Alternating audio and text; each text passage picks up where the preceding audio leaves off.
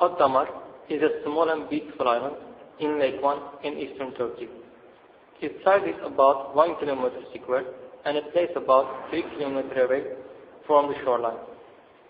There is hard grey and limestone cliff at the western side of the island. It rises about 80 meters above the lake's pond level and it descends the eastern side. It's home to 10th century Armenian church known as the Cathedral Church of the Holy Cross, which dates back to 915 and 921 AD. The island's name is often attributed to an old legend, a tragic love story. According to tale, an Armenian princess named Tamar lived on the island and was in love with a commoner.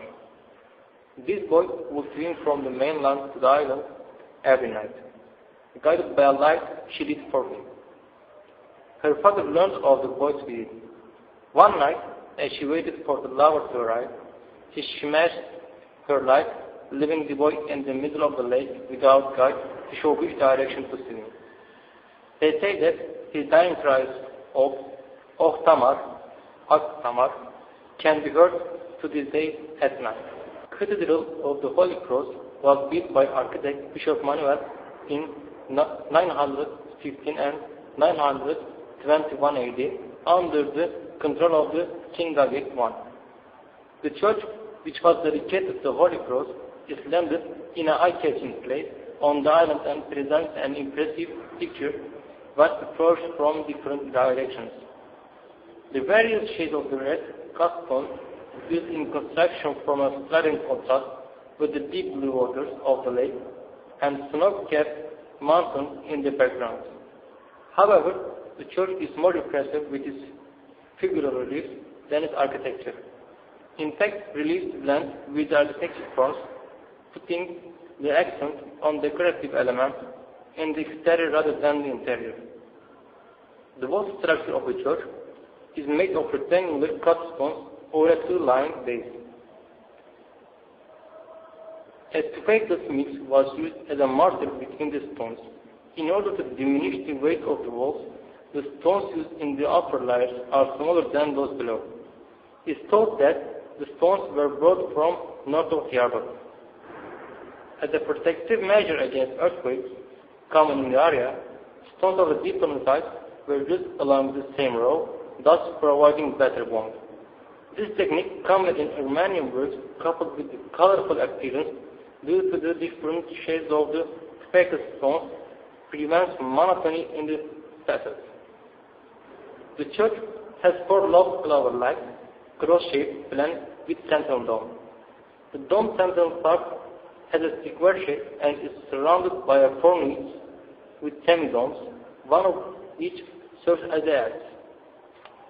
The vaulted spaces in front of the eastern edge, the western entrance make the church longer along the axis. 4 additional niches with semicircular plan at each corner. Between the axis serve to broaden the central dome main hall. The niches at the eastern end lead to the small rectangular step on each side of the edge. The dome covering the central hall rests on a high drum and transition to the dome from super hall is achieved by means of pendantings.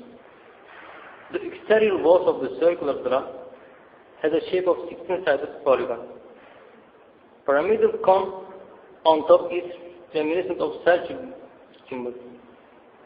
This monumental central structure, rising vertically, is a striking architectural form emphasizing the central plan of the church.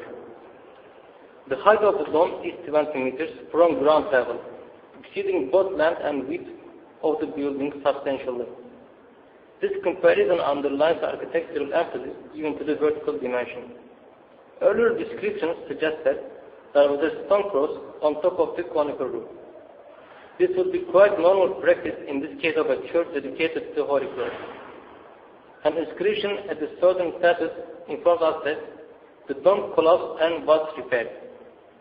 However, there is no conclusive information as to when and by whom the repair work was done.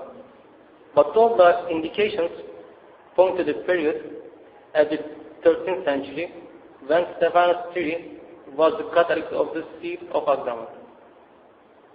The small round niches at the corners form protruding on the exterior as either 5 of the 3-sided semi-follicles.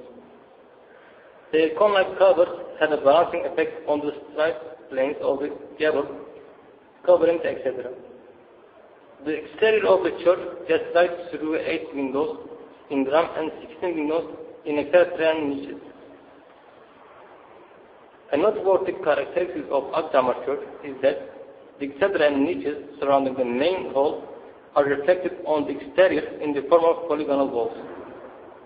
These many facets walls, cut like crystal, create an impressive and dynamic architectural effect further enhanced by both reliefs and varying colors of the cut stones used in construction. Differences are further emphasized by changing the light which strikes surfaces from different angles. The windows are spread along the passage in an asymmetrical way, with lower windows being smaller and upper windows larger. The polygonal mass of the church proper has been de-emphasized by windows with rounded arch tops having eyebrow-like border, bands above with foliate motifs and vine branches. Stone relief decoration of Akdamar is original and unique. There is no other work comparable to Akdamar, either before or after. Both reliefs surround the building in various bands at different heights, sometimes erupting out of walls as sculpture, appearing at other times of borders, enhancing the architecture. They present a wide range of themes, ranging from religious subjects derived from Bible and Old Testament to worldly scenes such as palace life, hunting figures from daily life, and rights of animals. The figure reliefs of Akdamar are flat, but they are cut in bold relief. Thus, figures appear as a sculpture under the sun, but become pale and disappear in overtones of the foggy weather. Between May 2005 and October 2006, the church underwent a controversial restoration program. The restoration had a stated budget of 2 million Turkish lira. And restoration financed by Turkish Ministry of Culture is officially reopened as a museum on 29 March 2007 in a ceremony.